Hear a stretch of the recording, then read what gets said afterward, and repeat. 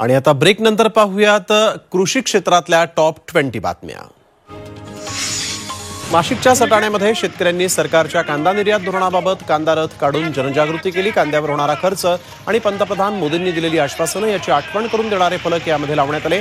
केंद्र सरकारनं तत्काळ निर्यात बंदी उठवावी अशी मागणी करत जोरदार घोषणाबाजी करण्यात आली। नाशिक जिल्हाधिकारी कार्यालयावर उद्या शेतकऱ्यांचं लाल वादळ धडकणार आहे। शेतकरी कामगार तसंच शेतमजुरांच्या प्रश्नांसाठी माकपनं हा मोर्चा काढलेला आहे। या मोर्चाच्या पार्श्वभूमीवर पालकमंत्री दादा भुसे, माजी आमदार JP गावित यांची शिष्टमंडळासोबत एक बैठक पार पडली। मात्र या बैठकीत समाधानकारक तोडगा न निघाल्यामुळे JP गावित आंदोलनावर ठाम आहेत। उद्या वाशिम जिल्ह्यातील सर्व बाजार समित्या बंद राहणार आहेत। कारंजा, रिसोड, मालेगाव, मानोरा, मंगरुळपीर आणि वाशिम या 6ही बाजार समित्या यामध्ये सहभागी होणार आहेत। बाजार समित्यांच्या निवडणुका रद्द होऊन थेट प्रशासक नेमले जाणार आहेत। यात सरकार त्यांच्याच मर्जीनं सत्तेच्या जवळच्या लोकांना स्थान देईल, यामुळे हा बंद पुकारण्यात आला आहे।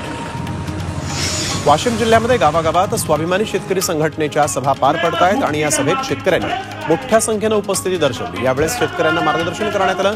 तसंच सरकारनं कर्जमुक्ती करावी, अन्यथा शेतकरी मतदान करताना याचा नक्कीच विचार करतील असा इशारा देण्यात आला आहे।